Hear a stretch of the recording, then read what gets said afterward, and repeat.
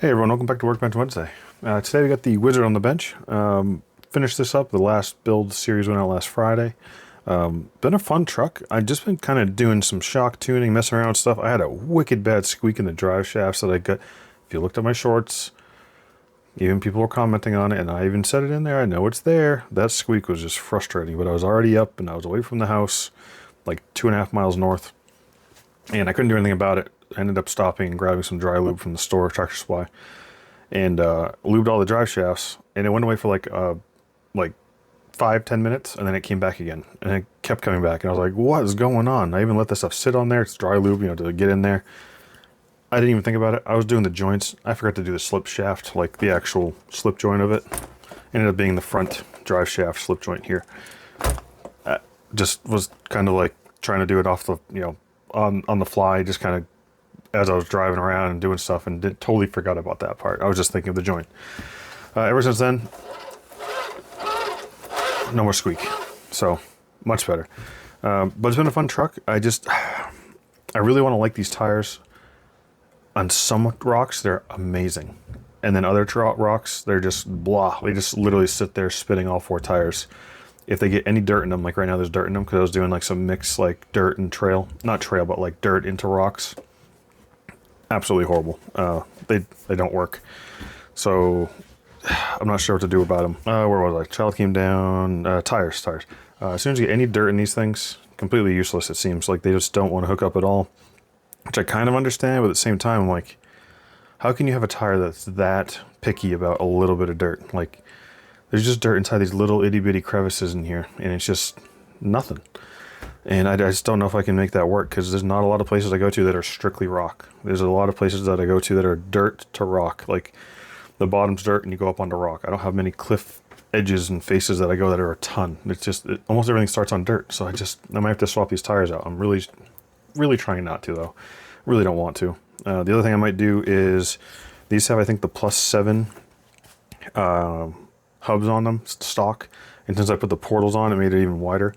So I'm thinking I'm gonna get the 0 offset hubs for the rear to suck it in a little bit, because it's wider than the front right now by 3 or 4 millimeters each side or something. I think, I can't remember.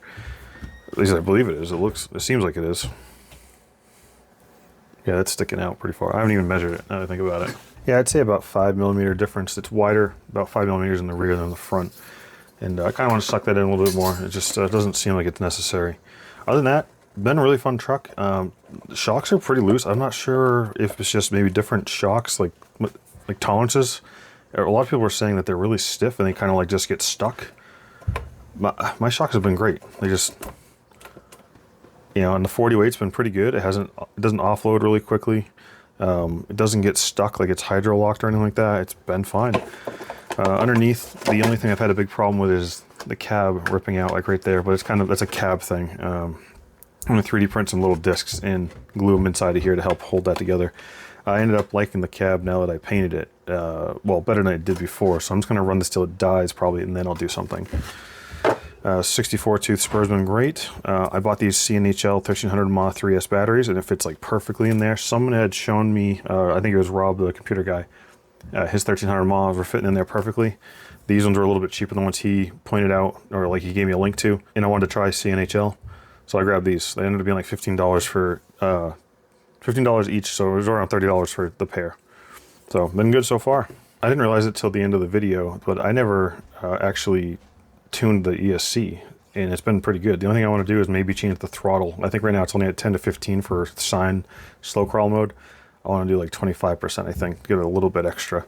But it's been great other than that. I took this up north with me, went up Mount Washington with the ATVs with my wife and father-in-law, and I took this and the Coyote on the four-wheeler with us up. It's an 8-mile long road with the four-wheelers, and then on the way back down we stopped at a couple spots and hit a couple rocks. Nothing crazy. You got to be careful there because it's in the alpine zone, they call it, where if you're not stepping on a rock, it's very fragile. Like the floral or whatever you want to call it, like the grass and stuff is very fragile, so you don't want to step on the dirt areas a lot of times unless it's an actual trail or a path or a designated area. So you got to try to be careful there. So I was only going rock to rock in different spots or where it was already dirt and like a like a trail that people would go to places too.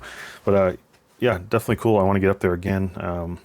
You know, when you're with other people and they're not really into it, it's that you kind of your time's limited. So I like to go up there by myself or with someone else that likes to do this, and you know, spend the day or spend a couple hours at least up there, just crawling. So many rocks up there, so windy, it's ridiculous. Yeah, I just wish that squeak wasn't there. Every video I got up there was a squeak, squeak, squeak, squeak, wicked bad, and kind of frustrating. So I got to go up there and do that at least, you know, get rid of the squeak videos. But yeah, yeah, that's about it. It's been great.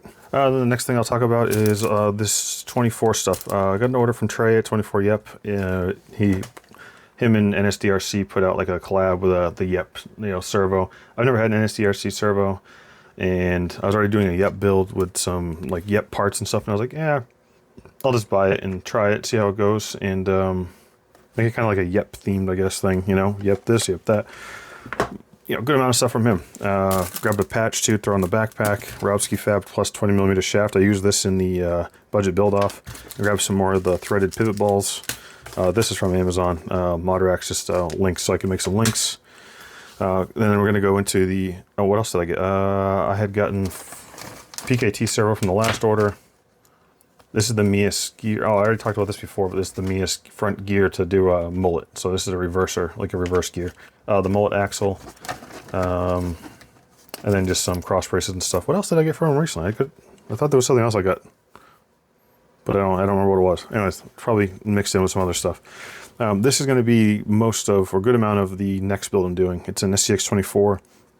This is the Yep spec from Venge. It's the XL, like the extra long version. I think it's 15mm longer than the regular one. So this is 15mm longer than the regular one, and it's longer than the one that you can 3D print. You know, got just the black file. Like, sometimes I wish that you could buy just the chassis, because I can print these all myself. I have, you know, the files are out there. I wish you could just buy these. And I saw that there was an option for it at one point, but he must not do it anymore. Benj, if you can, bring back just the chassis rails. I'd like to just get the rails. It's great to have the option for people that can't print to have these. Not complaining about that part of it. It'd be nice to just get the rails. Maybe a little cheaper, or plus, you know, I can just print out whatever colors I want or whatever if I need to, you know. It's gonna have the servo. This is for another build. Links are so I can make my own links for this build. This is for another build too. Just in case.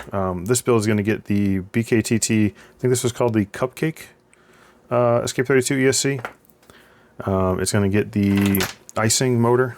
This is just a metal transmission that you can get off of Amazon that I had in I had it in my 6x6.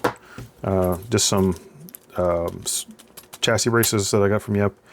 I 3D printed this carrier bearing holder. It holds the stock shaft out of a transmission with the two bearings. I'm not sure if I'm going to use this or not yet, but I think I'm going to. I'm trying to get it up. I have a specific goal. This does not belong here. I have a specific goal for this, is to try to get up a certain line that JD has gotten up on Hedgehog where we go crawling. So I'd like to be able to get up that line. If not, it's really just, I want to do like a long, it's going to be longer maybe than because these I think this one in my budget build are about a 150, 145, something like that. I'm thinking about going even longer. I want like steep climbs with like really big arched in the back, like breakover. Like, so the place that I want to get to, like the line I want to hit, is just a long vertical hill coming in. Like, you'll see in the video when I get there. I'll either make it or not. We'll see. And I just need it to be longer, I think. And I just want to do stuff I've never done before with it, and the stuff I've learned from, you know, when I sent this in to Trey, the stuff I learned on the budget build, and just learning in general. I want to put it to use on a new build that's fresh. And I've never had a mullet. I've never done 1.6 wheels. These are not the wheels that I'm using. These are just ones I had. I want to do like a black theme, so I have some black versions of these coming. I think they'll be here tomorrow. It's going to be these tires. These are black labels I cut to make work. This is a front. Okay, so this is technically a rear out of the four-wheel steer Mias kit, but I used the front on the budget build. So I ended up designing these weight hangers to take a 1/4-inch brass rod to go in there. It literally barely fits. It's as much as you can get. I think there's 17 grams each for the hangers. So that's going to be the front axle. The rear axle is going to be this mullet portal axle. That's the reverse gear for the front. I think this goes on the front because it's not for the rear to reverse the rotation of this. It's going to do Mia's receiver. This is the 24 yep diff slider, which for the front, it's brass. I believe it'll fit this. I just have to modify it if I remember correctly. I got to check. I believe that's what it was. If not, I'll throw it on something else. But yeah, I have these Endura 40 millimeter big bores. So I was going to try to use just because I have them laying around. Let's see, what else was there? I'm making my own links on pretty much everything as far as I can tell. Like, I don't think I'm going to reuse anything. Yeah, just miscellaneous. This is all my like 1.4 hardware, and I think I'm going to use this clear deadbolt body. I want to make the chassis and see how this looks on top of it, though. This might look a little goofy because it's, you know, meant for a smaller C10 sized, you know, deadbolt length. So I don't want to put it on there and it look like this ridiculous thing. So I figured I'm going to try that and see. If not, I'll figure out what body I want to do. I have one of those cliffhanger bodies hanging out here. Maybe I'll chop it up and do something with that. Looks kind of stupid though, because I like had problems with the paint and chipping and stuff and had to cut it out funny. I have a chopped down C10, but I think that's going to look goofy. You know, cutting off the whole back and stuff. I don't know. Maybe 3D print something. Maybe find another body. I'm not sure yet. Maybe if it works. I mean, I got this Tacoma one, but I kind of had another idea for it. Nope, that'll look stupid. So that's not going to happen. Yeah, I don't know. I'm not sure yet. I'm pretty much going to build the chassis and go from there and do a body after. But yeah, I think that's about it for that build. That's going to be, I'm going to actually start it when I'm done with this video. Probably going to start on that video. Because I've been collecting parts for the last couple weeks and really want to get this going. So yeah, on to the next thing. And the next thing I'm really excited about is I contacted Endura and asked if they want to do a collaboration. They agreed. I had an idea that I pitched them that I wanted to do. I kind of want to do some like beginner videos for people that are getting into the hobby, into the SCX24s. I don't know a ton about them, but I know how to put stuff on. I know how to make them better. Maybe not the best, because I'm still new at that, but I wanted to do some of the beginner stuff, like how to replace shocks and stuff like that. So I said, hey, let's put together something if you're okay with it. Let's like a video series on how to install the basic stuff. It might not be like a crazy capable you know, something like that. It might not be something custom like this or like that, but like just the basics for people to help out, like what size drivers you need, where things go, how to put like the ball. Like a lot of people have questions on, you know, because they're new, how to put the O-rings and stuff. Why are there O-rings like this and that? Like, you know, because these are like metal tops. Oh, they're loose. Why are they loose? Well, you need the ball, you know. So I want to put together stuff like that. So I asked them, hey, can we do a series on stuff? Yeah, maybe the first video will have a couple different upgrades, and the second video, the next step I would do. And it's going to be based off of stuff that I would maybe do if I bought a brand new SCX24 and would maybe try to slowly want to make it a little better. It might not be the order everyone does it, but I'm kind of going towards like the new people / budget kind of thing, where people kind of do the smaller stuff and the cheaper stuff first a lot of times, and then they go to the more expensive. So like, you know, the first one's going to be the shocks, and then we're going to do tires. I wanted to try the Hamrocks, so I had them send over those. They did the inserts for them. We're going to do the modular wheels. Servo, because I told them, I was like, you know, one of the biggest things is, where did I put the servo? Oh, there it is.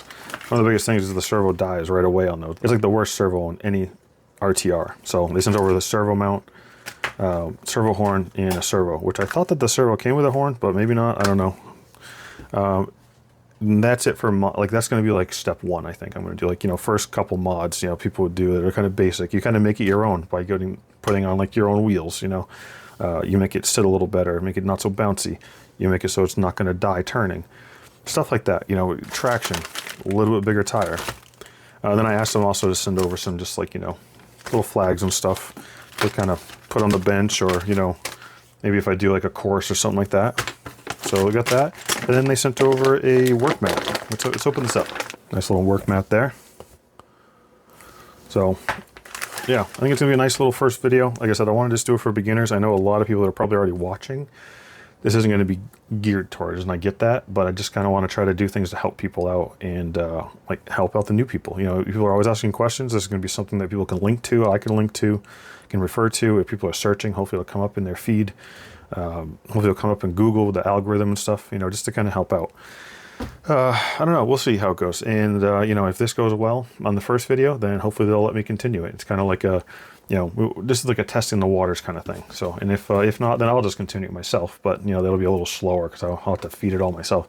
As it is, I do have to buy a stock SCX24. I've only ever bought well, okay, I bought my deadbolts for the kids, but 1, 2, 3, 4, 5. I think 5 stock SCX24s, and absolutely none of them are stock, and none of them stayed stock that long. The deadbolts stayed stock the longest because they were the kids. So yeah, I'm excited for this, and I'm excited for that. Like, this is 2 complete opposite ends, which is kind of crazy, but yeah, it's gonna be cool. So I'm waiting for Amazon Prime Week next week to see if there's any deals on SCX24s. If not, well, I'm not sure. I'll just grab whatever I can get. Not even sure which one. I kind of want to do the Forerunner. I don't have a Forerunner. I think they look cool. I do know they're top heavy and everything, but I like Forerunners. So I'm thinking if I can get one of those on a good deal. If not, I might just go with like the base camp or something, because eventually I think I'm going to get to the point where it's going to be all replaced, because it's going to be a step-by-step, you know, how to, you know, build up to something bigger and better. So I don't really care what I start with, as long as it's not a Jeep, because I don't like Jeeps. So, you know, base camp, probably Forerunner. If I could get my hands on a deadbolt, a new deadbolt, like in box, or one that no one's messed with, it'd be awesome. But, you know, something relevant is probably good to do to start with, like a base camp or, you know, Forerunner. Yeah, I don't know. But anyways, that's what's going on right now. Not much else, really. I think I talked about these on one of the last ones. They're like little locking... lockables. They're kind of for crafts and stuff, but you can individually open up each section and it clips down and it locks.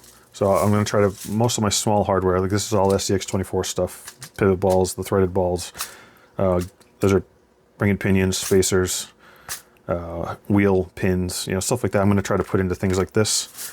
This is all 1.4 SCX24. This one's going to probably be like 1.6, maybe 2.0. Stuff like that. You just try to separate it out. So then I'll get some more of these. I figured I'd only get a couple just in case it didn't do what I wanted to do. I don't want to buy a bunch of them, find out they don't work. But yeah, I really think that's about it. Yeah, I was busy trying to get ready for my trip last week. I went up in the White Mountains and do that ATV thing, so I didn't really get to work on a whole lot. But yeah, I think that's it for this one, guys. I'll see you guys in the next one. Have a good day.